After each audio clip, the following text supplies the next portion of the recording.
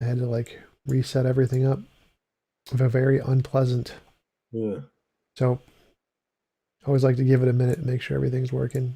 It's always something with the technology. Yeah.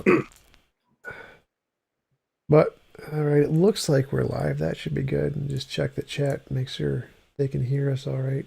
Can you sound good? Question mark. Uh, all right, I think everything's good. It looks right. So, Jim, thanks for coming on. I really appreciate you taking the time to have a conversation with me. Would you mind telling us a little bit about yourself before we get started? Yeah, I did my PhD in philosophy at Michigan State back in the early 90s. Taught for a little while at a little school in Minnesota, actually, Moorhead State. I think it's just called Minnesota State. And then went on from there to Taylor University, where I taught for 27 years. Philosophy, a little bit of historical theology, courses mainly in ethics and philosophy of religion. Cool. I am an atheist. I study philosophy as my hobby and my job. And so I believe that naturalism better explains everything about reality. Could you tell me a little bit about why you think there is a God and what reasons you think there are to believe in a God? And I'd like to tell you my thoughts on those positions and hear your thoughts on my position. Okay. Well, it's a long list. Okay. So be patient, but you can jump in if you want. um, I'd begin with, some of the basic theistic arguments, which together I think make a strong cumulative case. Um, One having to do with the contingency of the cosmos, kind of cosmological reasons there, the fine tuning argument, um, the the problem of the emergence of life, how to explain the emergence of life from inert matter, the emergence of consciousness, um, the need for an ontological ground of moral values, and at least Plantinga's version of the ontological argument. I'd say all of those provide objectively good reasons to at least lean in the direction of God. And then religious experience, um, beginning with my own, what you might call numinous or numinal experiences, which can be parlayed into, I think, a pretty powerful argument, such as what William Alston provides in his book, Perceiving God, where he makes the analogy between um, kind of mystical or spiritual experience and sensory experience. Well, a question, real quick. What do you mean by noumenal experience? Because Kant's phenomenal noumenal distinction, the phenomenal is what we experience, the noumenal is the stuff beyond our experience. Yeah, I'm using the term like religious studies scholar Rudolf Otto used it, a kind of mystical, spiritual encounter with a being that is transcendent and upon whom one depends for life and care. I think he offers that kind of definition, but it basically has to do with a sort of experience of a personal transcendent being. So At he, least, he would say that you can overcome the Kant's noumenal phenomenal distinction. You can actually gain some experience of the noumenal. Is that what he's arguing? yeah, and he would say that it's direct by analogy with sensory experience, actually.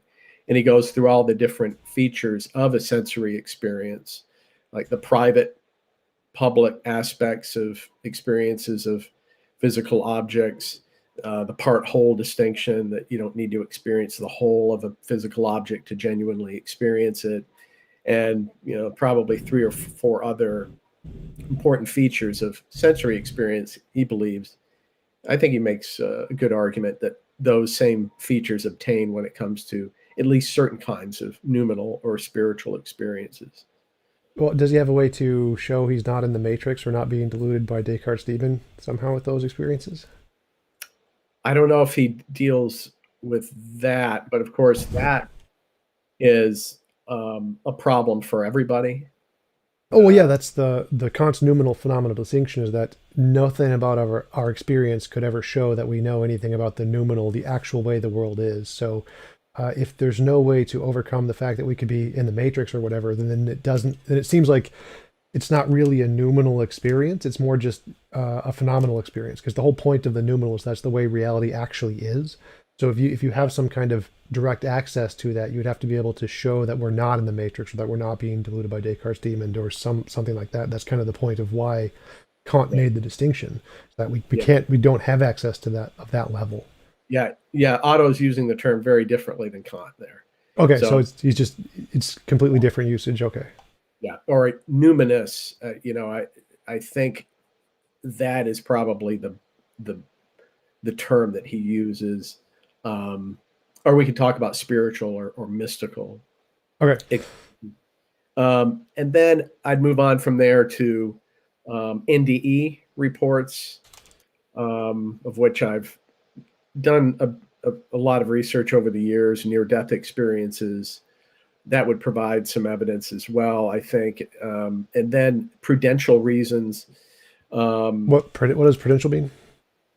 Practical reasons for believing in God. These aren't evidential, but things like Pascal's wager, and William James's idea of the will to believe and the unavoidability of faith, which I think is pretty significant. We don't have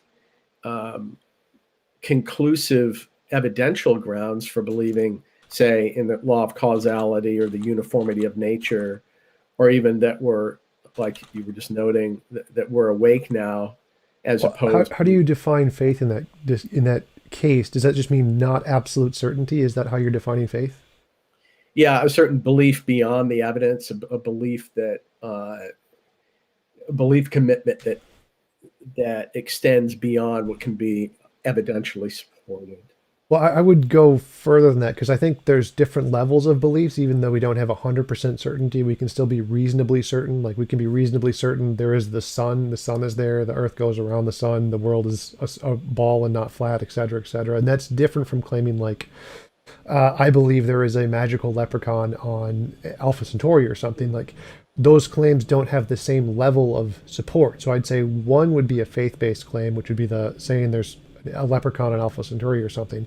But I wouldn't call the belief that the Earth goes around the sun a faith-based claim. Even though I don't have certainty, I have a significant amount of evidence, and so it isn't really faith. It's more I'm just basing it on evidence, and I don't. I wouldn't say that those are the same kinds of claims. Yeah, that wouldn't qualify as the sort of belief I'm talking about when I refer to the uniformity of nature. There, I'm talking about laws of nature, like the inverse square law, the strong and weak nuclear forces, Avogadro's constant, and so on, that about which physicists and chemists can make very specified descriptions, but there is no scientific way to support our belief, our shared conviction that these things will continue into the future as they have held in the past. So it's basically a faith commitment about believing that the future will resemble the past when it comes to the laws of nature, as opposed to what we've observed in the past. Well, my question is more about specifically the definition of faith, because I wouldn't say faith is just anything we don't have certainty on. I'd say it's something we have very uncertainty on. So, like saying that the sun is going to rise tomorrow or any mathematical constants are going to be the same, we have very high reliable certainty on that. We have good evidence to conclude That that these based things off of continue induction. in the future. Yeah.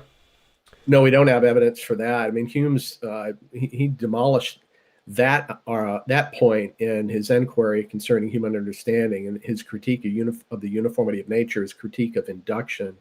That's exactly the problem: is that whatever experiences we've had of physical objects or nature in the past, that provides no grounds for our beliefs about what will happen in the future, precisely because that goes beyond our experience. And is it reasonable to believe the sun will rise tomorrow? Um, I think it's reasonable to believe it, but not not as a naturalist, as it turns out. I think the theist has good reasons there that the naturalist doesn't, just because the theist, assuming there are good objective reasons to believe in God, which I believe there are plenty, then has grounds to trust that God will keep the universe working in the future as he has in the past. Okay, let me change the question a bit. So is it more reasonable to believe the sun will rise tomorrow, or is it more reasonable to believe there is a magical leprechaun in Alpha Centauri? For a naturalist or a theist? A naturalist. I don't know. That's a good question. Because most scientists and philosophers and everybody in the fields of academics would say, yes, sun rising tomorrow, completely reasonable. We could even call it knowledge for the most part. Yeah, that's very supported. Leprechaun on Mars or on Alpha Centauri, nope, zero support for that whatsoever. Completely unreasonable. Yeah, I But think they're missing, or they haven't read Hume, or they haven't taken seriously his argument, his critique of induction. well, his critique just says we don't have certainty. It doesn't mean we don't have knowledge. So we don't need certainty for knowledge. Hume, are you saying Hume? Yep, Hume's critique of induction, the problem of induction, even the new problem of induction, the No, true thing. according to Hume, we don't even have probabilistic grounds for believing that the future will resemble the past. Then he would be considered incorrect because we do. It's called fallibilism. The majority position in philosophy right now is that we can have knowledge without certainty, so we don't need that level of certainty to have knowledge. So, I mean, that's fine. You could disagree with that point, but it seems like that's a problem with your worldview if you can't acknowledge that it's more reasonable to believe the sun's going to rise tomorrow than a leprechaun on Mars. It seems like you're cherry picking. What? I agree. That would be a problem with one's worldview if you couldn't make that. Well, no. The problem is with yours. If something is so obvious as I can say the sun rising tomorrow is a reasonable belief, that is significantly more reasonable than believing there's a leprechaun on Alpha Centauri. If your worldview can't delineate the difference between those two, I think that's a problem with your worldview. So it should be. Well, I wasn't speaking for my worldview. I was saying for the naturalist. But for me, as a theist, I think any. Sorry, just to clarify, what I mean is that in your worldview, without a God, you cannot tell the difference between the claims the sun will rise tomorrow and there is a leprechaun. So you need a God to be able to tell the difference between those two claims. That's a problematic because it seems very obvious that we can tell the difference between those two things without a God at all. And because your worldview can't do that, that seems your worldview is significantly weaker than mine. Mine has a much more solid grounds here because I can say, yeah, the sun will rise tomorrow based on induction. I don't need certainty for that. That is a significantly more supported claims than the claim there is a leprechaun on Alpha Centauri. Epistemologically, my epistemology seems to be more grounded because I can make that distinction. And if yours can't make that distinction without a God, it seems yours is significantly less reasonable in that case. Yeah, well, we disagree on a couple of things there. The premise of your point and also the assessment of Hume's argument, of which there are plenty of philosophers today who would agree that his critique of induction is successful. In fact, that no solution to the problem of induction has been found or developed. Well, again, the consensus in philosophy is fallibilism. We don't need a solution to it. It doesn't give us certainty. We can admit we don't have certainty, and we don't need to solve that, and it's still knowledge. So that's not really a problem. But just because, say, the majority, since when did majority rule in philosophy? Oh, you said that there are a number of philosophers. There aren't. The vast majority accept fallibilism by like a huge margin. So I'm not talking about fallibilism. I'm talking about the problem of induction. I'm not talking about epistemic or epistemological theories or theories of knowledge here. I'm talking about the problem of induction. Yes. Whether Hume's argument has been answered, and it has not been. And if you can solve that problem, I can make you rich and famous, Tom. Well, then please do, because it's pretty easy to solve. It doesn't invalidate knowledge. So the problem of induction does not invalidate knowledge. We can still have knowledge without acknowledging the problem of induction. We do not need certainty for knowledge. The only thing the problem of induction does is that we don't have certainty. But that's a separate point. So my point here is that contrasting our two worldviews, my worldview can easily make a distinction between the claims the sun will rise tomorrow and there is a leprechaun in Alpha Centauri. I can say one is clearly more reasonable than another just based off of basic epistemological means of induction and evidence, whereas yours seems to be unable to do that without reference to a God, and that seems to be a problem for your worldview. Like, why would we need to reference a God? Why would it be a problem for my worldview as a theist if I can't explain a certain set of data or phenomena in naturalistic terms? Well, is that rigging the game? Well, no, this isn't about data. It's about a claim. So, if like saying the two claims, the sun will rise tomorrow, there is a leprechaun on Alpha Centauri. Like, you need your epistemology. Any epistemology needs to be able to differentiate which one of these is more reasonable and why. And mine can do that. Mine can say the sun rising tomorrow. There's tons and tons of evidence of that. The sun exists. That's where we disagree. Right there. That the premise What? that you're just right now No, articulating. well, this is just in my epistemology. So in my epistemology, I can say these things. In your epistemology, you're saying no, you can't say those things. You need a God to say those things. Now, that's a problem, because then you need to take all of the evidence we have, then add a God, and so you're making significantly more claims there that are impossible to not really possible to be supported by evidence, or would require a significant more amount of evidence than me just saying we have past memories of the sun. So my claim is significantly simpler. Like, we have past memories of the sun. It's reasonable to say that sun will rise tomorrow. We have no past experiences of leprechauns or Alpha Centauri, so it's unreasonable to make claims about Alpha Centauri or leprechauns. Whereas you're saying you can't make any of those claims unless you have reference to a God, that seems completely unnecessary there. Why would you need to add that in at all? Well, I already explained that. We've already retreaded we've covered this territory. Well, no, we haven't. So you haven't said at all why we need to reference a God here. So I have past experiences of the sun. My explanation was that, and you don't buy this premise, but this is my point, is that Hume's critique of induction is devastating. And the only way to solve that problem is if we have good reasons, good independent reasons for believing that there is a God who is sovereignly governing the universe, who is trustworthy enough such that we can count on his continuing to run the universe in the future as he has in the past. I published an article on this about 20 years ago called Berkeley's Anticipatory Reply to Hume. I could just recommend that to you or anybody who's interested. And so Hume's argument is devastating regarding induction, and it leaves the naturalist in the kind of skeptical quandary that Hume himself found himself in, and that, by the way, Kant felt compelled to answer somehow. And it's because he's a naturalist that the theist has resources that the naturalist doesn't have there. So really, I'm making a kind of reductio argument against naturalism and showing that theism can explain something that naturalism can't. But yes. I know you reject some of those premises. Well, so it seems like you're claiming that you believe in a God, therefore you can claim to have certainty about the future. And I don't believe in a God, therefore I don't claim that I can't have certainty about the future, something like that. I don't say we have certainty. And I am a fallibilist.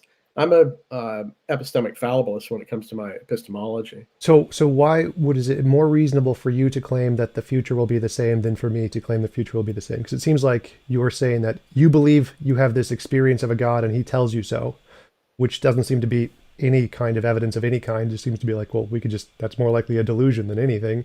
Whereas I can say, we look at nature, I drop a pin, it falls, I drop a pin, it falls. Yeah, that's pretty good evidence. Like, it seems like my basis is significantly better here. Why would claiming to have a psychological experience of a God be a better basis of knowledge for the future? Well, number one, I have the view I hold regarding, the leprechaun versus sun that rises tomorrow that probably a lot of other theists don't have. So whatever evidence that you as a naturalist can provide for believing that, the sun will rise tomorrow, or that we know that better than we know that there's a leprechaun out there. The theist has access to the same data. It's not like only naturalists have access to those natural phenomena and scientific evidence, whatever that evidence might be. I just happen to hold the view that Hume was right in his critique of induction, and that leaves the naturalist in a really bad state epistemically. Right. So I'm asking about that specifically. So I'm saying that given your epistemology and my epistemology, I can say that every time I drop the pin falls, so I'm going to infer that about the future. But you're saying that that's unreasonable. The reasonable position to take is that you have a psychological experience of a God, and because of that, plus your experience, or maybe just the God, I'm not sure, then it's reasonable to infer the pin dropping is going to drop in the future. Well, it isn't just a psychological experience. I'm identifying these objective reasons to believe in God. Suppose that there are all these good evidences to believe in God, then my belief in God is well grounded epistemically. And then the things that I know about God in terms of God's character provide justification for my believing that he will then govern the universe in the future as he has in the past. So really, there's no evidence in this argument at all. You're saying that you have other independent reasons to believe in a God. Therefore, because you have these other independent reasons to believe in a God, and you assume his nature is going to be the same, which is the exact same problem. So I conclude that. Yeah. So okay, so that was just my term. So you conclude that God's nature is going to be the same. I can conclude the nature of the reality is going to be the same. So it seems like our arguments are one for one, except you have an extra feature that you don't need. So I, based on my knowledge of the universe, conclude the universe is going to remain the same, and you, based on your knowledge of God, are concluding that God is going to remain the same. But Hume's problem of induction would apply to both of those things. How does Hume's argument have anything to do with the nature of God? Why would you assume that because you believe the nature of God is X, that it's not going to change tomorrow? Well, if I have independent reasons for believing that this being exists, and I had not finished going through my list here, but one of the further points is historical evidences or grounds for believing in the reliability of Scripture and new. Well, sure. So let's just grant God exists for the moment. Why? How do you know God isn't going to change tomorrow? Well, if some version of the ontological argument works, and I think Plantinga's does, and we're talking about a maximally great being, immutability is widely acknowledged to be a great making quality. So if there is a God, a maximally great being would be immutable, and that means unchanging. Okay, so then I'm going to reflect that and say that I have an ontological argument for the greatest possible universe. This universe we're in is the greatest possible universe. One of the features is that it's unchanging. Have I now just equivalently solved Hume's problem of induction to your solution?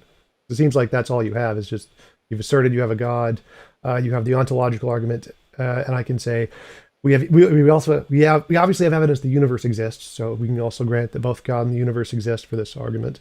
And you're saying that your grounds for concluding that it is unchanging is based on the ontological argument. So I can make an equally correct ontological argument for the universe being the greatest possible being and it having this property of unchangingness. So if I can use the ontological argument and the existence of the universe, combine them together and conclude that based on my definition of greatness, that unchangeability is a part of that, I can just entwine that into the nature of the universe so it has some unchanging feature just like God does. And now it seems like I have equally as good or better grounds to conclude the universe is going to remain the same from the laws of physics standpoint as you do. Yeah, well, that takes us into a discussion about great making qualities and sort of a priori inquiry into what constitutes a maximally great being. Isn't it greater to be intelligent and to have a will and to be creative and so on? The cosmos doesn't have those qualities. So the physical cosmos wouldn't qualify as a maximally great being. Well, I would argue that your conception of greater is purely based off of human psychological desires and has nothing to do with any kind of real greatness feature. The real greatness feature is only that which corresponds to the universe. So like, because the argument here is that there is this feature of greatness. Greatness is a real thing. It's not just a figment of our imagination, like a subjective construct we've made up. Greatness is a real thing in the universe, and there is some set of properties that are the greatness properties that really exist and are really great in the universe. And I would just say that your conception of those is incorrect. You just have a biased conception of greatness based off of human evolutionary psychology. And I could say, well, the real greatness is things like emergent space-time. That is the true greatness thing. So why would your conception of greatness be more likely to be true than mine? Yeah, I was going to say that what you're saying right now applies to your own conception of greatness and trying to make an ontological argument work for the cosmos. I mean, oh, absolutely. I mean, well, because the point here is to show that the ontological argument is. Well, my point is the ontological argument is completely arbitrary. I can just make up any definition of greatness I want to infer any kind of God I want, which means it's not actually evidence of anything. So you would have to show that there is one correct definition of greatness that corresponds to reality, and you'd have to have some way to demonstrate that that does actually correspond as opposed to the other definitions. Because if you can't do that, then it's not really evidence of a God. You can't use it as a basis to conclude that you've solved the problem of induction unless you have some way to verify that your version of greatness is the correct one.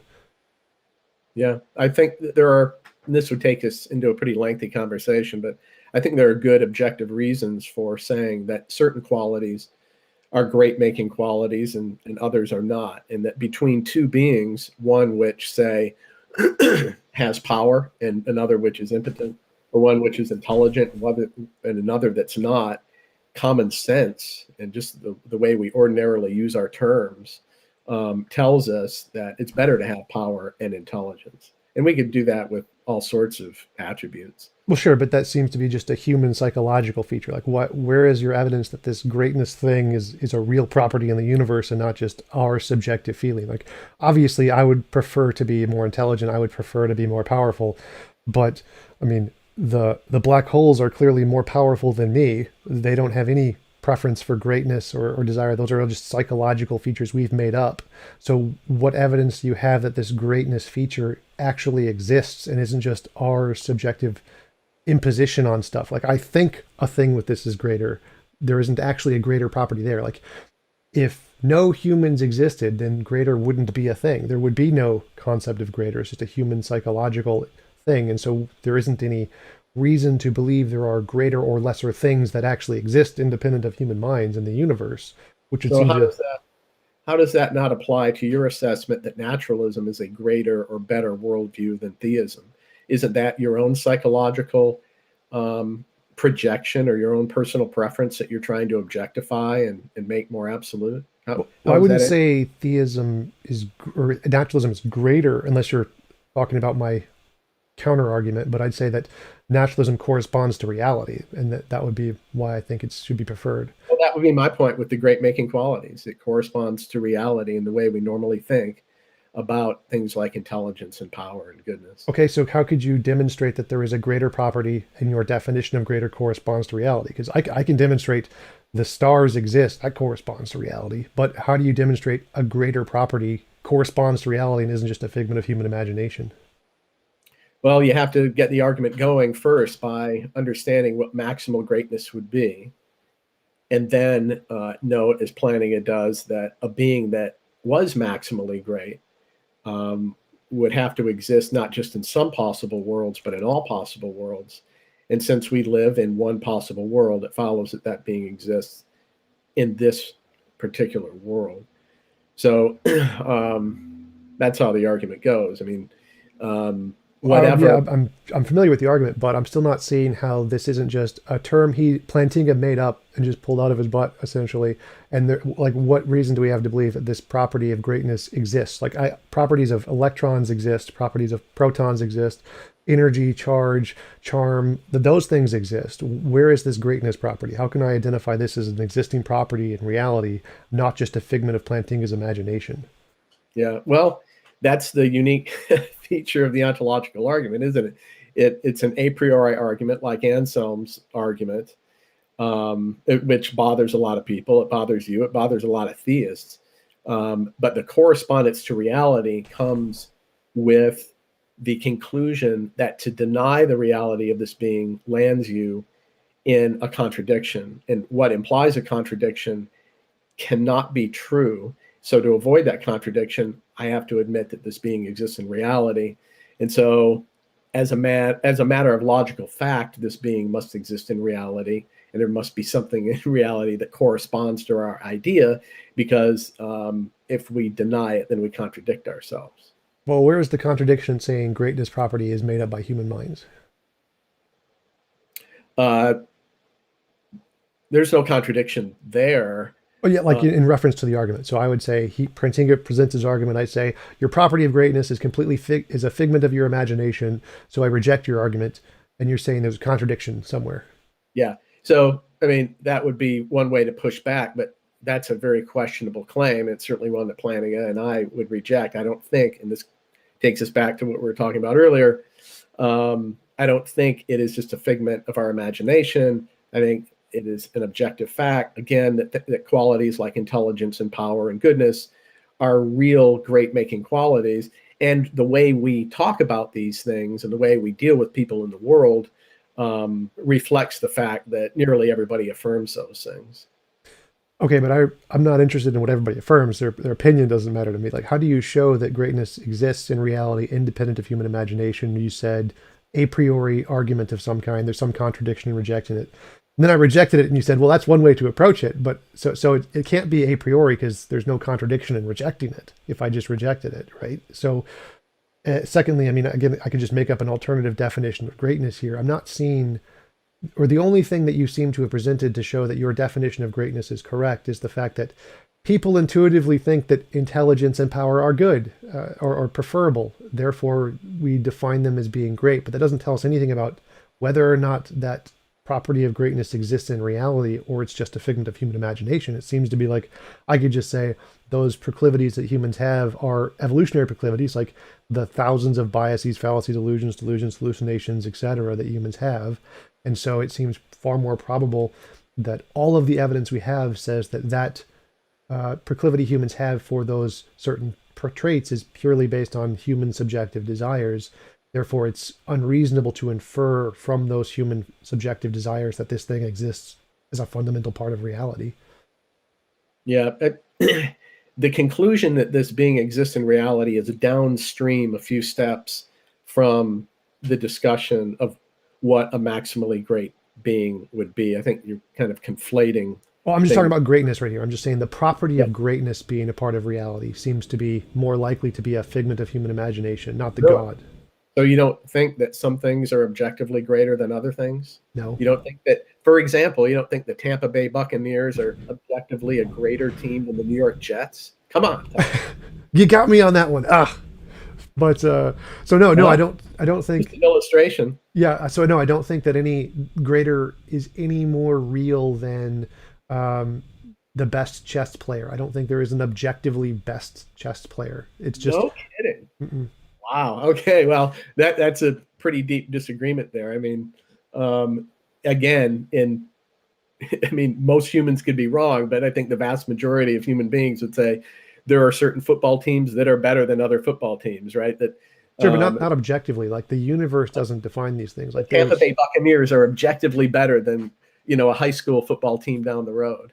no. So that's again like who is assessing this? Like I can assess whether a proton has more or an atom has more protons and more neutrons. That's an objective fact in reality. That's something that's determined not by our subjective interpretations, but by some fact in reality. So we've made up this concept of football and we've made up the rules to football. And then we've said the things that are physically capable of achieving these rules that we've made up, we're going to label that as better. But none of that exists in the universe. The universe doesn't determine these things. That's just we've made up an arbitrary label, and people who can do the thing in the arbitrary label are better. Like we could just change the arbitrary label to football is the ability to sleep the longest. And then the best football team isn't the Tampa Bay Buccaneers. It's now the person who has the ability to fall asleep whenever they want. Like, so the fact that the best football team is the football itself is a made up concept that we label on random things in reality, Wow. and we can just change that to anything we want. Okay. I think that undermines our whole conversation here. I mean, Well, I mean, that's uh, kind of the point. Your definition of greatness is like football. It's just a made up term we've have that applies to anything we want it to apply well, to. but you're given your view there regarding all assessments of good, better, and best. Why are we even having this conversation? Uh, like we still have the feelings of those things. Our feelings of those things are still there. So Okay, conversation is so fun. it's just I feel there's a God and you feel there's no God. Then shouldn't we just leave it at that and go out and um, eat, drink, and be merry?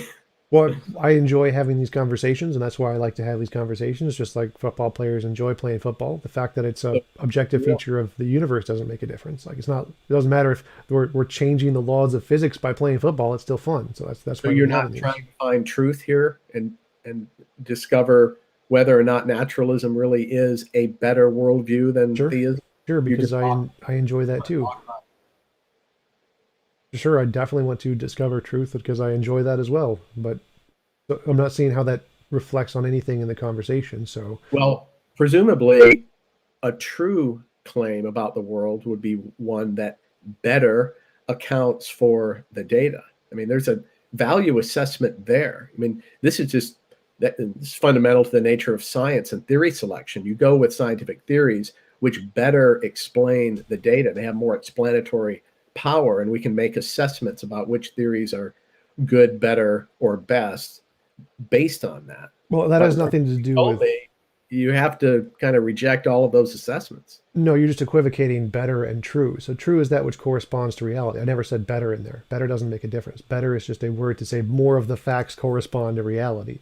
But there isn't actually a greater property there. You're just saying that in this theory there are 6 facts that correspond to reality. In this theory there are 4. So this one corresponds to reality more.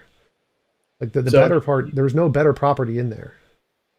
But I mean, it's a natural way to talk about scientific theories. Like you believe that Einsteinian relativity theory is a better theory than the old Newtonian paradigm, right?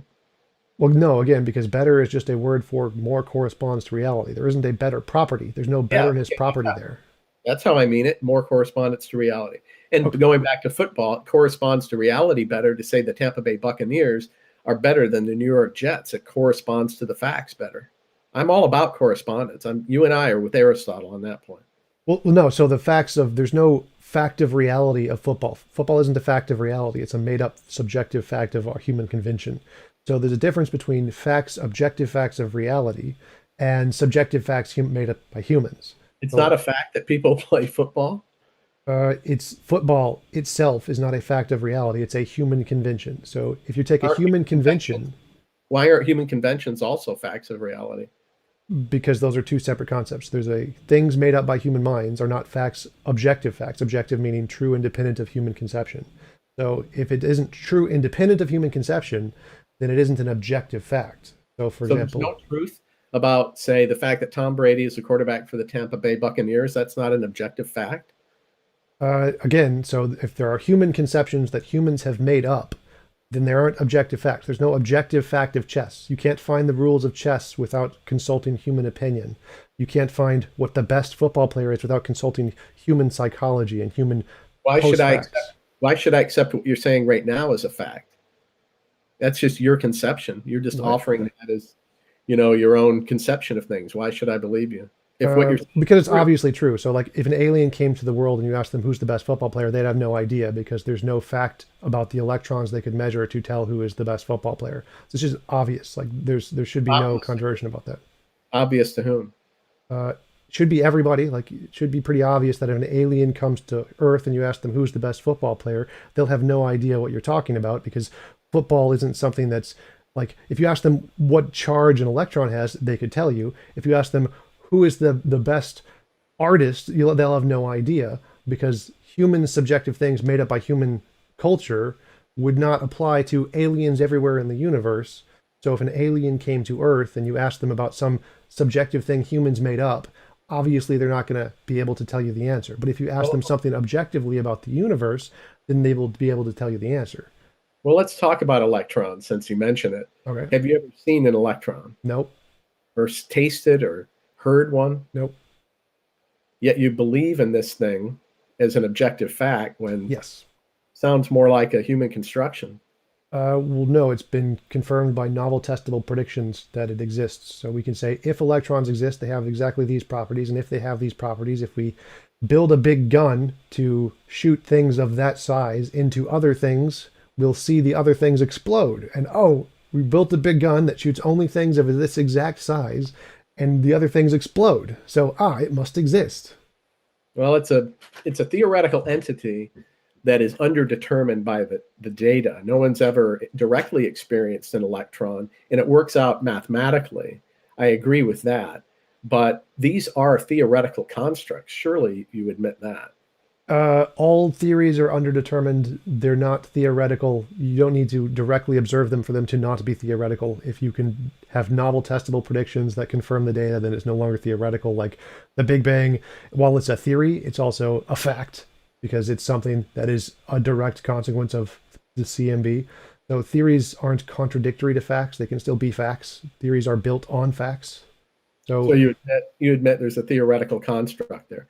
And I don't see why that's any different than the constructs that we develop in other areas as well that you seem to have a lot less confidence in, or that you want to say are just human made or kind of subjective. Well, it should be pretty obvious. Like, for example, the properties of an electron. Like, if we asked an alien, does a hydrogen atom, how many protons and neutrons does it have? They're going to know because there's hydrogen atoms everywhere in the universe, independent of humans. If no humans existed, there would still be hydrogen atoms.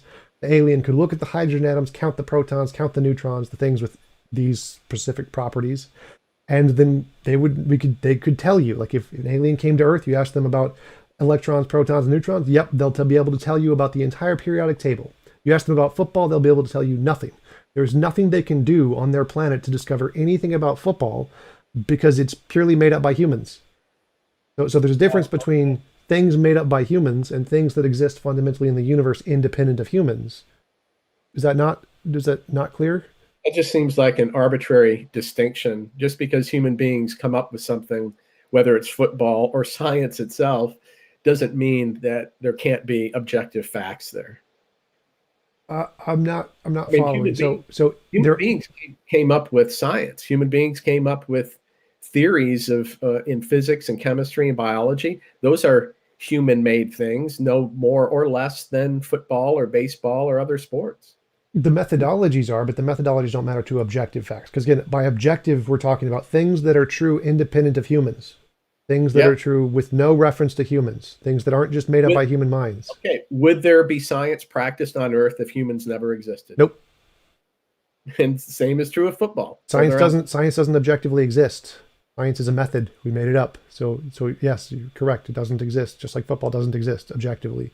So electrons exist objectively, protons exist objectively, stars exist objectively. Anything that exists outside of the human mind that could be discovered by aliens with no reference to humans objectively exists.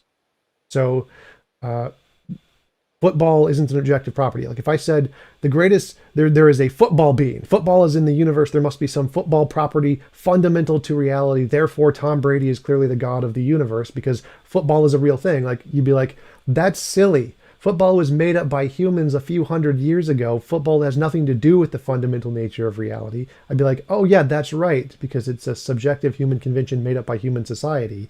You can't then say stuff made up by humans is the fundamental nature of reality. That doesn't make any sense. You're using the term objective differently, and I would say that you're kind of imposing your own definition, your own conception of objectivity.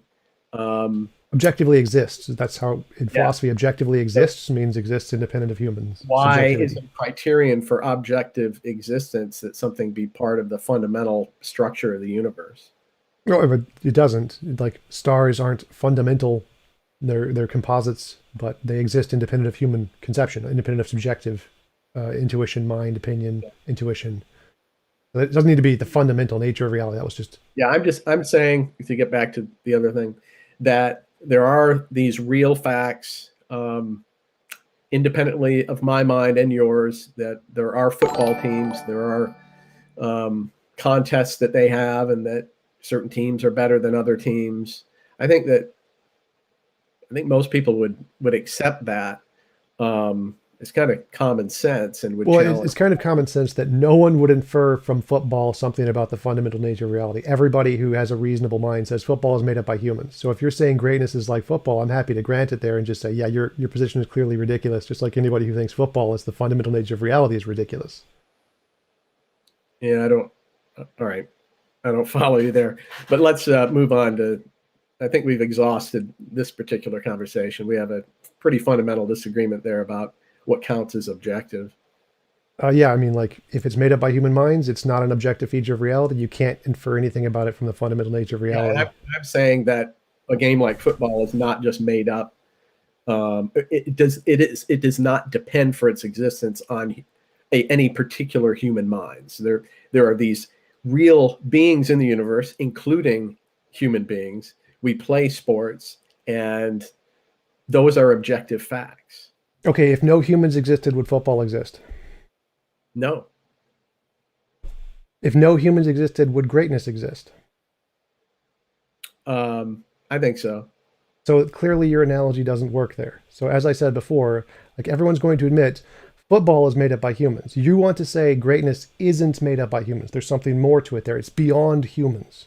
So you need to show how it's beyond humans. You can't use an analogy like football because that's clearly Yeah, not. I reject your definition or your criterion there for objectivity. I didn't say objectivity in that sentence. So I said if you want to say uh, greatness is beyond humans, football you admit is not beyond humans, then you need to show, you have to give us some way to show greatness is beyond humans and not just a construct of humans. I just removed the term objectivity with beyond humans. So why do you think greatness is beyond humans? Okay, so why do I think that there are certain qualities that are greater than other qualities independently of our own minds? Is that the question? I think so. That sounds about right. Yeah, like if no humans existed, what would greatness be? What is a way to measure greatness independent of humans? Like how could greatness exist outside of human minds? Well, I simply believe that there are these objective facts that we do have beliefs about, whether we're talking about power, intelligence, goodness. These are objective facts that human ideas and beliefs more or less correspond to. And in that regard, it's no different than, our thinking in other fields, whether we're talking about science or literature or sports. There are certain facts of various matters. Um, and does that help? I think so. So from my position, anything I believe exists independent of humans, I can demonstrate, make novel testable predictions. Anybody who's an alien on the other side of the universe could discover it with the same, I could like send them a method and they could discover it. How would they do that with greatness? Well, they would consult their own experiences with regard to a particular trait. Take intelligence, for example. That presumably, if there are alien intelligences, they engage with one another regarding different beings in the universe, and they assess them in terms of which ones are more powerful or intelligent. They would consult presumably the same sorts of data that we do and form beliefs about the different beings that they encounter accordingly. So I do think that that is something, even regarding football, that aliens could inquire into and discover this objective fact that human beings play football. Just as we could look into the sports that they play. Who are your best teams? Well, it's this particular team from Cremus 13 or whatever. And so long as we understood the criteria, for what counts as good, better, or best, then we can make those assessments too. And in every case, we're talking about, I agree with you, correspondence to reality.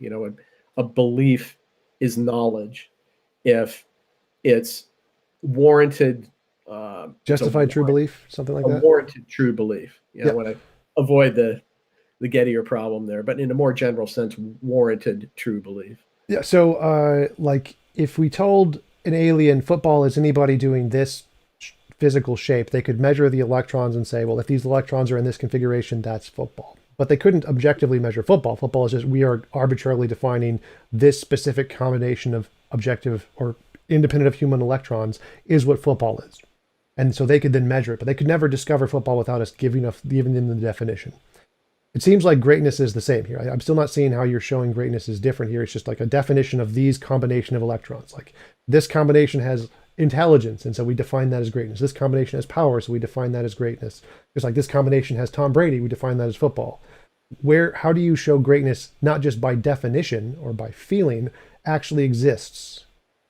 Like, so protons exist. Like, we don't define the proton. The proton is a thing there, and then we just give it a name. What thing there in reality are you giving a name that is the greatness thing? Oh, now we're talking about greatness again. Yeah. Again, and this goes back to Anselm, we consult our own ideas about greatness and, ask a person what would make for a great being. And they'll start listing off qualities. Um, now imagine a being that has all of those great making qualities to the highest degree. And eventually they're thinking about the greatest being that they can conceive of. Anselm's point is that if they deny that being exists in reality, they've contradicted themselves, because existence is a great making quality. Now, that's I don't think is strong an argument. Maybe his argument doesn't even work. But there's a similar intuition there that Plantinga is using with his concept of maximal greatness. Okay, so So, it's grounded in intuition. So does that mean that couldn't we just use the same argument for any intuition we have? I have an intuition that I am the greatest being, therefore I am the greatest being. Like, or I have an intuition that there is a monster under the bed, therefore there is a monster under the bed. It seems like if you use intuition as the basis for claiming there is a real property in reality, because we know intuition is false the vast majority of the time, that seems like an unreasonable basis to conclude some fact about reality, to ground it in our intuition of the thing. well, it isn't just an intuition, it's about logical consistency and what follows if a person denies that a being that they're conceiving, in this case, who has all of the great making qualities, that it exists in reality. That if you're led to a contradiction in denying that that maximally great being exists, then you have to conclude that in fact it does exist. Okay, so Now, I have an intuition there is no such thing as maximally great beings. Great is a completely made up property. You have an intuition there is one. Where is the contradiction in my intuition that that's a made up property? well, that isn't where the contradiction emerges. The contradiction emerges if one, let's talk about again Anselm's version of it. If one says, I am conceiving of a being than which none greater can be thought, but then I'm also claiming this being does not exist, I'm affirming and denying one and the same thing, because I'm saying a being that is maximally great, or than which none greater can be thought, doesn't exist, which contradicts the idea of a maximally great being. Sure, but that isn't so. So my objection here is that the concept of greatness, like if your only basis for it is intuition, I have an intuition that intelligence is greater. That seems to be just as unsupportable as my intuition there's a monster under the bed. Why do you think that our intuition counts as a sufficient reason to ground some fact about ultimate reality? Well, again, it is a question of what combination of beliefs are consistently held, or whether a certain combination of beliefs leads one into a contradiction. Whatever your intuitions are, it's not acceptable to hold contradictory beliefs, right? So Sure. I'm sure as different people imagine the greatest being that they can imagine, some would emphasize this more than that. But the question is, within your mind or within my mind, am I being logically consistent in maintaining that a maximally great being doesn't exist? Anselm's point, Plantinga's point is, if you deny this being exists in reality, then you contradict yourself. So I'm denying the being exists in reality because I think that greatness isn't a real property. So there can't be a greatest possible being, just like there can't be a square circleist possible being. So where is the contradiction in me saying that? Can you imagine, this is back to Anselm again, a being than which none greater can be thought? I guess you would say, you would have to say, it sounds like you're saying that the idea of some beings being greater than others, that's just a human construct. And Yep. okay. Well, then we'd have to talk about that, which we already have, in Well, terms you said there's a contradiction. Is there a contradiction in that or no? in denying that that being exists. In saying that that there's no such thing as greatness. It's a complete made up property. Like I don't. because there would be a contradiction if I said greatness is real, And greatness by definition is something that exists would be greater than something that does not exist. So if I think greatness is real and existing is greater than not existing, then it would be a contradiction for me to say that there would be a non-existing greatest possible being. But I can reject either of those. I can say greatness doesn't exist, or I can say greatness exists and it does not mean something has to exist to be greater. I can deny either of those premises. There isn't a contradiction in me saying that. No, Either you're one of right. those. That avoids a contradiction, but at a great cost, because now you're denying what seem to be just ordinary, basic, common sense facts about the world, right? That some things are greater than others. And it seems like a reductio to me. Yeah. So yeah, I think we've covered that enough. Yeah. You want to move on? Sure, sure. I mean, I think that from my position, yours is just taking a human feeling and saying imposing it on reality. Just, I forget what it's called. It's not anthropocentrication, but something about taking reification. That's it. Uh, But so the first one you mentioned was the contingency cosmological argument. yeah. So the universe began to exist. The universe has a cause. I'm happy to grant that, but I'd say that the universe's cause could be a natural thing. Why would this be in any way evidence of a god? The cosmos, the fact that the cosmos came into existence about 14 billion years ago. Our universe, not the cosmos. Well, that's what I'm referring to as our universe, the cosmos, whatever. The universe began about 14 billion years ago. Well, just to clarify, in physics, universe doesn't mean cosmos. Those are completely separate terms. So in physics, universe just means our space-time continuum as represented in general and special relativity. Cosmos would mean everything. There's no evidence Oh, that, so potentially including multiple universes. yeah, or emergent space-time from Sean Carroll, or amplitude-hedron from Nima Arkani Hammad, or string theory from what's his name? Forgot his name, but Ed Witten. So yeah, there's lots of different versions of many things existing prior to our universe. Well, the Big Bang says nothing about prior to the universe. It doesn't say everything. Right. So what began the universe when it began? Um, what began the cosmos? What caused or what explains the existence of the physical world? Everything we know about the physical world is that it's contingent. And so it's Aristotle's point, it's Plato's point, it's Aquinas's point, Leibniz, Descartes, scores of great philosophers over the centuries. Descartes conclude that there must be some Yes. uncaused, self-existent being, which is the source of everything else. Sure, and I'm happy to grant that. I just say it's a non-conscious, natural thing. Why would that be evidence of a god?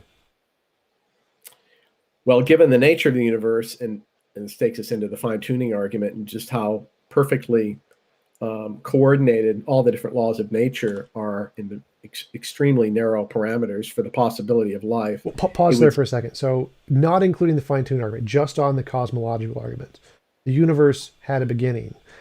Without the fine-tuning argument, the cosmological argument itself doesn't offer a way to prefer a god versus a non-god, right? Because Yeah, either I'm pretty I'm very modest with regard to my cosmological reasoning there, that it leads us to the conclusion that there must be a first self-existent being. Seems like you're willing to grant that. yeah, but it could be a natural, non-conscious thing or a conscious thing. So that argument itself doesn't indicate a god versus a non-god. You would then add another argument, the fine-tuning one.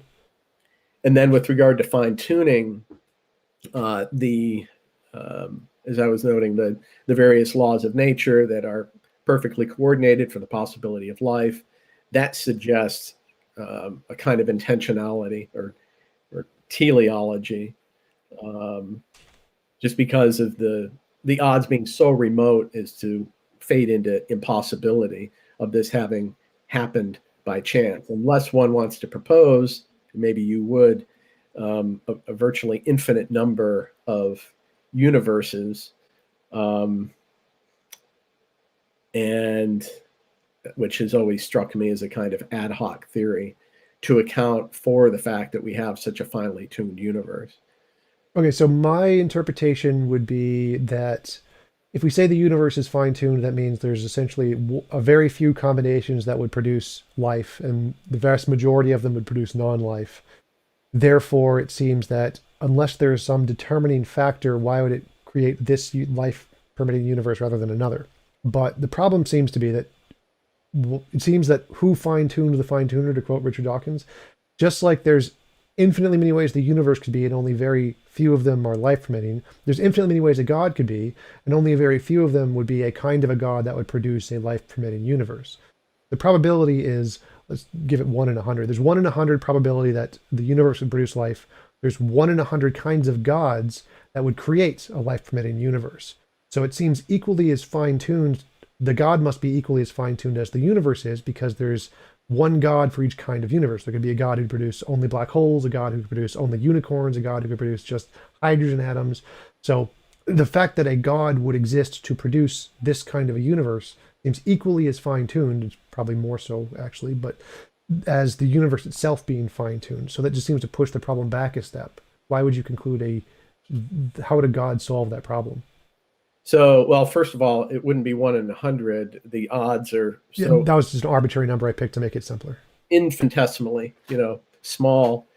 So then the which God question is one that, when running the fine tuning argument, you don't need to solve that problem or have an answer there. Just we conclude that there's some sort of great intelligence that has set things up the way it has.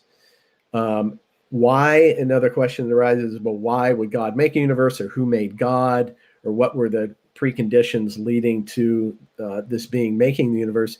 I can know that Da Vinci painted the Mona Lisa without knowing why he did it, what prompted him to do it. Well, that's a slightly different question here. So the fine-tuning argument states that of all the possible ways the universe could be, there's very few with life, and we see life. Therefore, it seems like this is a really, really unlikely thing. It must have been determined by something. Now, I can take the exact same argument and apply it to a God. So if we look at a God, assume there's a God, and a God who created this life-permitting universe, that God seems to be extremely fine-tuned. He has one very specific feature, is that he wants to create a universe like this one. He has some property in him to make a universe like this one, as opposed to a non-life-permitting universe, because there could be infinitely many kinds of gods who wanted a non-life permitting universe. They could create a universe of black holes or a universe of unicorns. So the fact that there is that particular kind of a God to create this particular kind of a universe, that God must have been very fine-tuned. Who fine-tuned that God to make sure he was going to create exactly this kind of a universe instead of a different kind of a universe? Yeah, I don't think the concept of fine-tuning applies necessarily to the being that fine-tuned the universe. We have because fine-tuning has to do with all these different features of these laws of nature and so on that make it possible for life to emerge or exist. When you're talking about the being that did the fine-tuning, a better word there would be intelligence. So we could then rephrase your question, how do you explain that being's intelligence? Well, I mean, right? There could be intelligent beings who don't want life. So like there could be an intelligent being who just wants black holes or whatever. Yeah. So it's like the moral property. People say, well, God is moral, and so he wants to create beings with moral value or whatever. So you have this intelligent being, and there's infinitely many possible intelligent beings that could create different things. There's one for black holes, one for unicorns, but this one created life. So there's something in that being. He has some property that is different from all these other beings that don't want life to create life. Usually it's like his moral property or something, right? So who fine-tuned that God to give him that specific combination of properties to make sure he would create a life-permitting universe, and made sure he wasn't like one of the black hole God intelligences? Yeah. Okay. So how do you explain that being, the nature of that being such that it would be able to fine-tune or be interested in fine-tuning a universe? Yeah, here I think we have two routes. One is appeal to some other being that made that being, and then how do you have the same problem at that next generation back? How do you explain? And now you're off to kind of the infinite regress race. Here, I think appealing to something like Occam's razor, principle of parsimony, that between when it comes to considering alternative explanations of data, other things being equal, you go with the simpler explanation, which is just one generation back, whatever God fine-tuned the universe, that being is a self-existent being and is its own, you might say, explanation. Why So couldn't I apply that to the universe itself? So I could say Occam's razor, instead of saying that God is the one who fine-tuned the universe, I could say that the universe has a necessary nature and to create life, and that seems by Occam's razor, I can rule out the God for the same reason that you would rule out the secondary gods.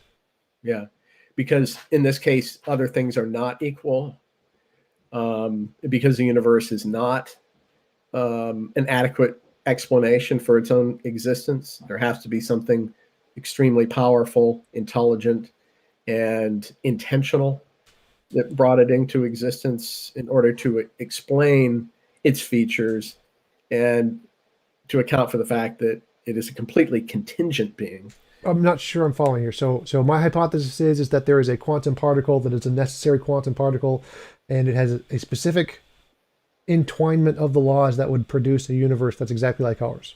It has no intentionality, no intelligence, it does have power, but it can create everything in the universe, and it's purely determined by its own nature. And that seems to be a simpler explanation than a God being who has morality as opposed to all these different other possibilities it could have had. Both of those can explain all of the data. They are sufficient to explain the data, and both of those, of course, I would argue have the same fine-tuning problem. Like, why does the quantum particle have that particular entanglement of laws versus why does God have this particular entanglement of moral properties? But if your solution says that asserting a God can solve the fine-tuning problem because it has a necessary nature of some kind, it seems like I can just do the same thing with the universe and say, well, the universe has some necessary nature to it that we haven't discovered yet without a mind. Why would we prefer a God in this hypothesis situation? Well, because you have attributes that are adequate for explaining the fine tuning, the emergence of life, and these other features of the universe. What do you mean by attributes that are adequate for explaining? Again, intelligence. Well, no, I didn't mean like examples. Like, for example, a quantum particle could create all of this universe from the like virtual particles. That's one of the theories in physics. It has the capability to explain all of the features of this universe. And it doesn't have those things. So why would that not be adequate? Well, it's a contingent being. I don't know what you mean by that. This is a necessary being, a necessary particle. Okay, so now you're admitting that a necessary being. Oh yeah, I remember I agreed with that before. Like when we were talking about contingency, I granted the necessary thing. And I guess a self-existent being. Yep. All right. So we're on our way to a God concept right there. And it would be a very powerful being, right? Yep. So yeah, the only part it doesn't have is consciousness. Doesn't have a consciousness of any kind. Okay, that's pretty big problem there, because, and that leads to another problem or another category of evidence for theism, that even naturalists like Thomas Nagel admit it's a nasty one. And that is trying to explain the emergence of consciousness out of inert matter. Have you read Thomas Nagel's book, Mind and Cosmos? Yep. But wait a minute. So just going with the necessary being thing. So we have the cosmological and the fine tuning. The cosmological on its own doesn't indicate a God. If you had the fine tuning to it, it doesn't indicate a God either, because we have a necessary particle that's not conscious versus a necessary being who is conscious. Both of those can explain both the cosmological and the fine tuning. So now we're going to the consciousness one. So what's your argument for consciousness one? That there are conscious beings in the universe. Yep. And I agree. that there are certain features of consciousness, like subjectivity, volition, intentionality, that cannot be accounted for in natural terms, in materialistic terms. This is, been a research agenda since the middle of the 20th century, trying to come up with some sort of naturalistic theory that can explain consciousness. And it's been dead ends at every turn, from a Rileyan kind of philosophical behaviorism to strict identity theory to functionalist theories of mind. They all fail to explain or account for subjectivity and the first person nature of consciousness, as well as intentionality, not to mention freedom, perception, basic awareness, all the features of Well, I mean, consciousness. it doesn't matter how many other theories don't do it. It wouldn't be evidence of yours, right? So that's like argument from ignorance. They don't explain it, therefore I'm right. Like clearly that doesn't work. So the fact that other theories don't explain it isn't really evidence that your theory is correct. So on a theistic view, we believe that the self-existent being, the necessary being, which you admit there must be some necessary being, some self-existent being, that being is conscious. That's a primordial ontological fact and adequate ground for explaining the emergence of consciousness in this world. Okay, but why couldn't it just be an emergent property you haven't discovered yet? Why would you say it's a necessary thing and not just an emergent property like stars? Like clearly there are stars. We agree there are stars, but we don't think stars are fundamental to reality. Prior to 400 years ago, we couldn't explain stars, so we can't explain stars. Therefore, it must be in the nature of the fundamental necessary thing. Therefore, the necessary thing is a star. Like why? How is that argument any different than the consciousness one? Well, something cannot give what it does not have. And when we're talking just about inert matter, does not have the capacity to produce subjective awareness. And it's just a fundamental difference between those two things: consciousness, first person, subjectivity, and kind of brute third person facts about inert matter. So it seems like you're saying there was no consciousness, or if the materialist worldview is correct, there was no consciousness at the Big Bang. Consciousness emerged, or consciousness does exist at some point. Therefore, it's impossible for consciousness to come from non-consciousness, something like that. Yeah. So that seems suspiciously like a composition division fallacy to me. So, for example, there is no brick that has the property of a wall. Therefore, no combination of bricks could ever produce a wall. I mean, clearly that's wrong. Like we have lots of walls made of lots of bricks. Because well, I never reason from part to whole, or from whole a collection to a part. How is that different from saying that consciousness cannot come from non-consciousness, walls cannot come from non-walls? What's the difference there? The difference is that, well, we know from experience that things that are not walls make walls. Well, sure. So, but like, because if your claim is that consciousness cannot come from non-consciousness, like there's a logical contradiction or something, that's exactly the same form as saying walls cannot come from non-walls. So the structure of the argument is the same, and we know that walls can come from non-walls. So the structure of the argument is not sufficient to show it's true. So just like walls can come from non-walls, consciousness could come from non-consciousness. So what is your justification for concluding that consciousness can't come from non-consciousness, in contradiction to the fact that walls they can? So I guess we could appeal to a number of things there. One being that every theory that's been devised to this point to try to explain consciousness naturalistically has been an abject failure. But I'm not following, because the number of theories that have failed isn't evidence of another theory. So, for example, argument from ignorance, all of those guys got it wrong, therefore I'm right. Well, no, that's not how it works. You would also be inferred to be wrong there too, until you have some independent way to verify. So, the number of theories that got it wrong isn't evidence of your theory. So you'd still have to provide some kind of positive justification for why you think your theory is correct. So, I'm not sure why referencing the naturalistic ones has any bearing here. Well, because what we're doing is we're making an inference to the best explanation. What are the available theories now? You can hold out if you want, like any other naturalist, and say, I'm not going to be satisfied with any theory unless it's naturalistic. That's your choice. But if that's your principle of reasoning, And if I that's wouldn't say that, by the way. if I that's your would. if that is, some people like Daniel Dennett and others would proceed that way. But if that's your guideline for thinking about this issue, William James would say that's, any rule of thinking that blocks out or blinds us or prevents us from discovering certain truths if they were there would be an irrational rule. Yeah, I agree. I'm happy to agree. So you said the So inverse. getting back to the point, so look at the theories that we have on offer now, right? Functionalism, behaviorism, eliminative materialism, And strict psychism. identity theory on the naturalistic, materialistic side. And then you've got some sort of, say, dualistic view or belief in a human soul, which then, once you admit a supernatural aspect to human nature, that points strongly and conclusively in the direction of some sort of ultimate supernatural being.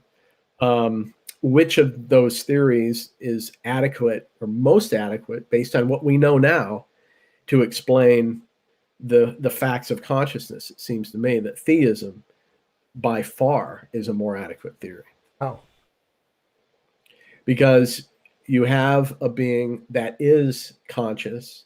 It's a self-existent being that's conscious, that then can provide to contingent beings that the same quality that this being has, that is consciousness. I don't see how that's better. So you haven't really explained consciousness. You just said consciousness is there, and then it made more consciousness. But it doesn't seem like you've explained consciousness in any way. How is that different from saying matter is there and consciousness is made of matter? Well, in order for, you can say that consciousness is derived purely and simply from matter, but then you need to be able to give some sort of basic account for that, that's intelligible. And remember that, again, there are plenty of naturalists like yourself who admit that this is a serious problem. I think not just Nagel, but others that say this is such a serious problem that I think Colin McGinn, concluding that it's just an insoluble problem. I mean, there's you can, I guess you could remain a kind of unfulfilled naturalist and admit that, yeah, this is a serious problem.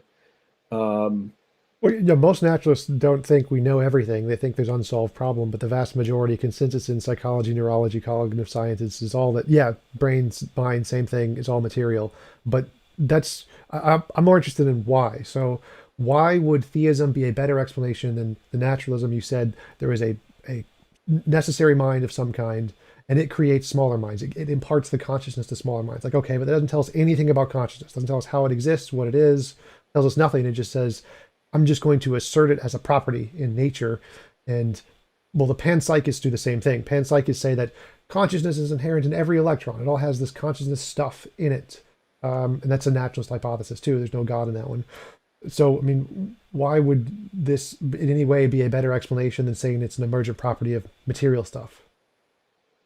Well, again, because something cannot give what it does not have when it comes to certain qualities like consciousness.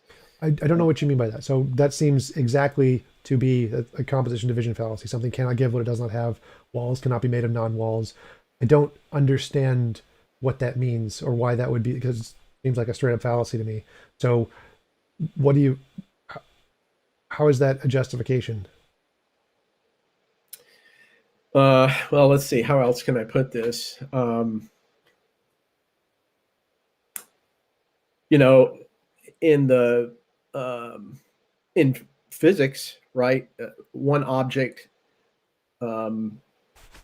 exerting a kind of force on another object. It's, one object's moving, it bumps another object, it moves, it gives what it has. So this capacity, this kinetic energy and motion, it can cause another object to move. Also, with regard to heat and other qualities of physical objects, I mean, we have that concept in other areas of human experience. Here, we're just talking about consciousness, a being that is aware, that has subjectivity, would be more capable of endowing another being with that same capacity than would a being that is not conscious. That just seems common sense to me. I'm not following. So I definitely know transfer of energy, transfer of motion for sure. We can measure those things, but it's not, the argument isn't made that something cannot transfer more energy than it has. That's not the argument. The argument is it has energy X. When it hits something, it transfers energy X. There's a positive argument to it. It's not negative, because if you phrase it into a negative, then it becomes a composition division fallacy. All right, I'll put it positively. Positively, that, okay, how would you put it positively? Because the self-existent being that is conscious is able to transfer or endow consciousness to other beings. okay, and how is that different from panpsychism that says consciousness is in every electron and it transfers consciousness to us?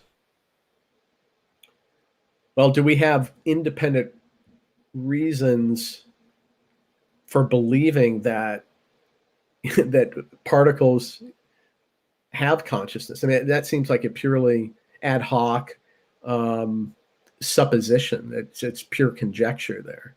I agree for both panpsychism and the God, but so you'd say that on its own, the God hypothesis at this argument doesn't offer any additional evidence to panpsychism. You could just say, its consciousness is fundamental to particles, and that's equally as good as the God hypothesis without reference to these other reasons.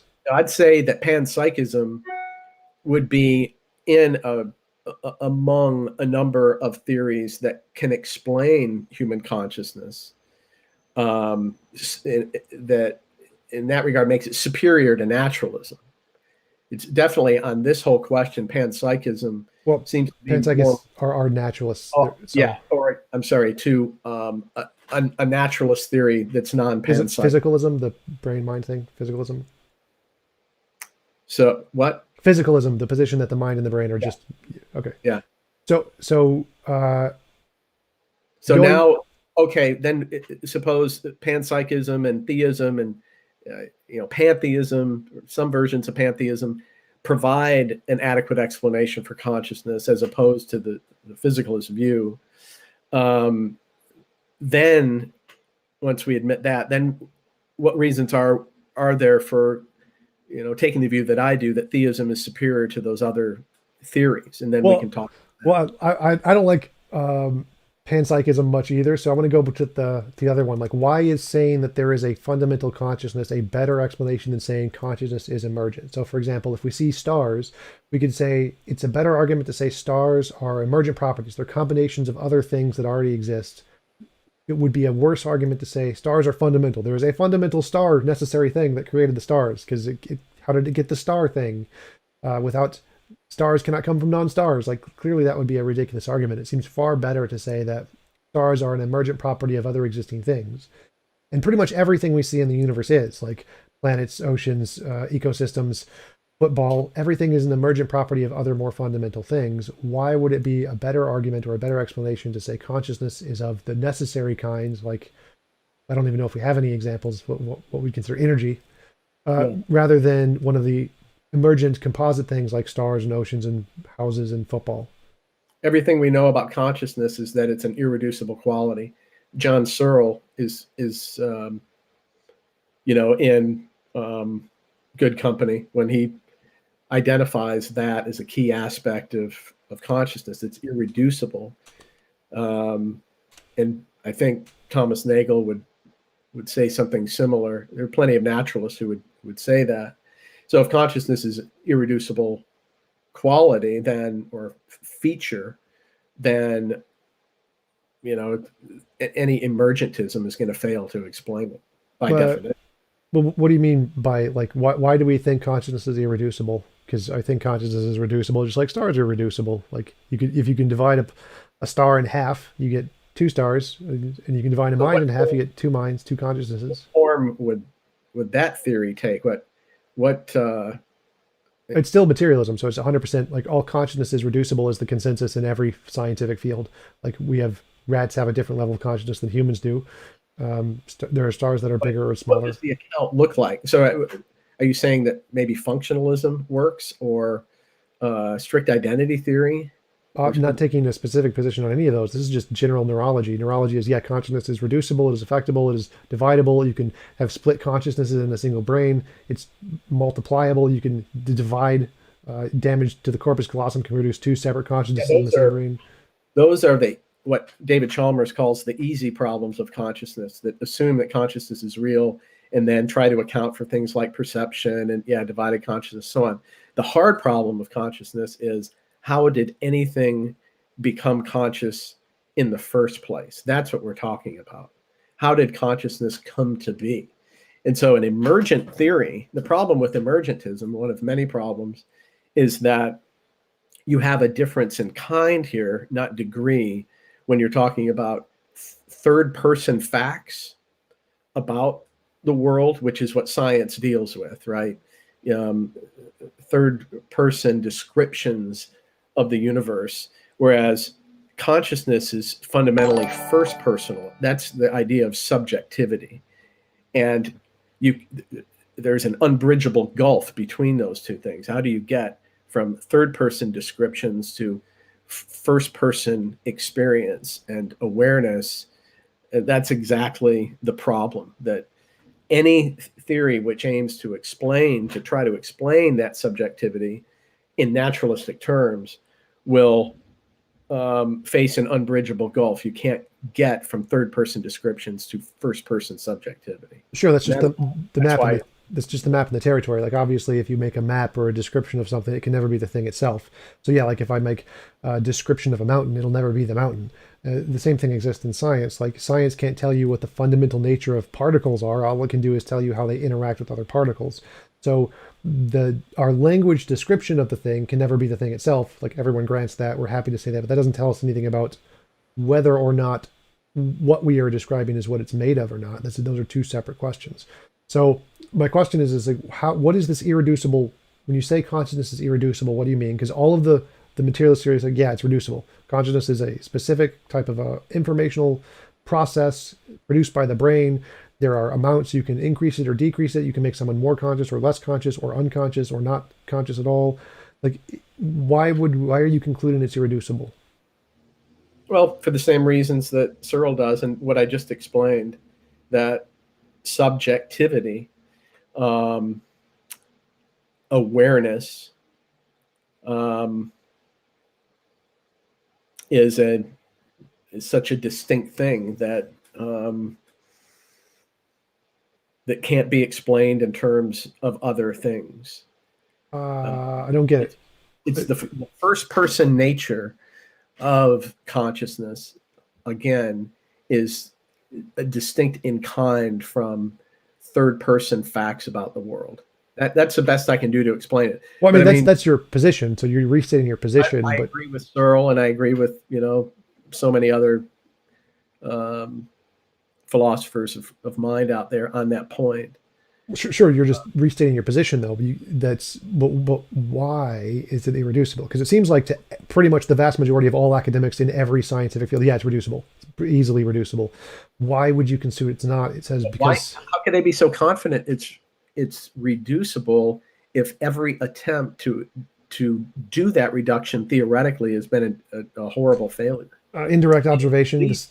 And you have Thomas Nagel admitting that our present materialistic conception of the universe is almost certainly false. Well, his anecdote doesn't in any way sway the consensus of experts that make up the vast majority. So it's indirect observation. So we have indirect observation of the mind and consciousness, just like we have indirect observation of the Big Bang. Like, we can say, if consciousness exists in the mind, we can increase it or decrease it by messing with people's brains and electrocuting them in certain ways, and we can read it by reading it on a computer, and therefore it's reasonable to infer. Easy problems again. But that's just indirect observation. The hard problem is like the noumenal problem. Like, how do we directly observe the Big Bang? We can't directly observe the Big Bang. Do we need to? No, we don't need to directly observe the Big Bang.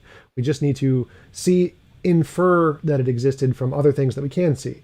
So we can infer consciousness is there and is reducible based off of the stuff we do with the brain, just like we can infer the Big Bang was there based off of the stuff we do with the CMAP, whatever. So that's why the vast majority of people in the field conclude, yeah, it's reducible, yeah, it's material, because all of the evidence we have, while inductive, is a good grounds for concluding that. So, but it seems like a naturalistic theory that even begins to make a dent in the problem. Well, that's the question I'm asking about. Is that problem saying that it's fundamental doesn't tell us anything about consciousness? It tells us nothing about how it got there, why it's there, what mechanism was used to God, or why does God have consciousness? It tells us nothing about consciousness. It just says there is this magical property that exists fundamentally and it was transferred to us. So saying the same thing, that there's a magical property that's emergent from other physical things that we can't explain, is no better or worse in that case. So why does saying it's fundamental? Let me explain it this way. Like, if I said dark matter is a specific phenomenon that we observe around universes that causes gravitational lensing and rotation of the stars in the universe, if we said we can't explain that with anything, we have no idea what's causing that, but it only happens in a very specific spot in the universe around gravity. It doesn't happen everywhere. It's not like there'd be no reason to conclude that dark matter is in every particle everywhere, and it's just imparting this unknown feature to those locations. That makes no sense. We would just say it's far more reasonable to infer that dark matter, whatever it is being produced by some kind of emergent property in those exact locations. If it was fundamental to everywhere, we should be able to interact with it everywhere. Consciousness seems to be the same thing. We could say it's in these specific locations. Why would we infer it's everywhere or fundamental to the necessary thing instead of saying everywhere? Instead of just saying it's an emergent property of the stuff in those specific locations, the brains. Like, we can grant we don't know what consciousness is, but saying it's fundamental isn't a better explanation than saying it's an emergent of those specific things in those specific places. It doesn't seem to me. Yeah, well, it isn't just saying that consciousness is fundamental, but that there is... but by fundamental, I mean inherent in the necessary thing. An existent being that has this quality. I began by noting that I'd make a kind of cumulative case, and we haven't even... I've got to go eat lunch. But, it's a kind of cumulative case, set of good reasons. I haven't even gotten to the issue of the proper basicality of belief in God, or Berkeley's thesis. I'm a Berkeleyan idealist, and his argument for an all-perceiving mind. But all of those things taken together, I think, even if each individual step is not absolutely conclusive, together they form a powerful argument, or set of reasons for God. Yeah, absolutely. I mean, I've really enjoyed the conversation, and I think that this is kind of the kind of conversation I really find productive, because my hypothesis is that the cumulative case has no more bearing one way towards God than towards the naturalistic case. So I think we can go through every single argument, and I can show how it could equally work for naturalism as it could for theism. Therefore, it doesn't actually indicate theism in the cumulative case. And that's why I like going through these arguments one at a time with you. It was a great conversation. Really enjoyed having you on. Love to talk with you again sometime. Great. Thanks a lot, Tom. Talk to you later.